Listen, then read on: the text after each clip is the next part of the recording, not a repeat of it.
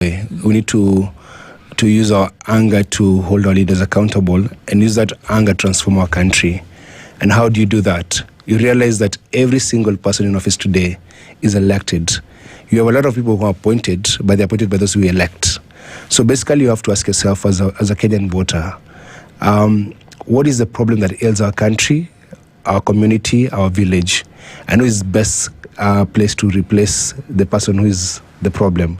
Because my concern is that the anger we have does not last till an election, or the anger we have is buried by tribalism, where we just whitewash anyone because they come from our community. And it concerns me that if we do not deal with tribalism before the next election, we're going to have a very tribal election. Because I'm part of the opposition in this country.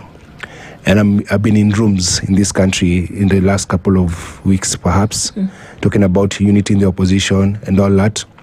Then you have some entitled old man saying, I want 50% or 60% of this government because I'm going to bring this many votes. But I'm like, you're bringing your own vote and maybe a couple of people. You can't come and say an entire community belongs to you, because it does not. So Kenyans need to start saying, mimi si wa mtu. I don't belong to anyone. If you belong to anyone, maybe your wife or your kids. Because this thing of somebody's grandfather or mother or father walking around saying, I'm carrying an entire community. You're not carrying an entire community. You don't eat at your house. You do not do for us anything apart from roaming around this country talking about this and that. And the same thing applies to the president. Actually, the person can actually say he's carrying the entire country. He's the president. Because apart from him being elected, we give him the entire budget to run this country. So for him, we can actually say we're supposed to ride on his back because he's the one carrying our money. But any other person who is running around in this country saying, I want to get elected, should actually say, what is the best interest for this country? And so the mess you're in right now is that, one, citizens are apathetic about the electoral process. They are apathetic about holding their leaders to account.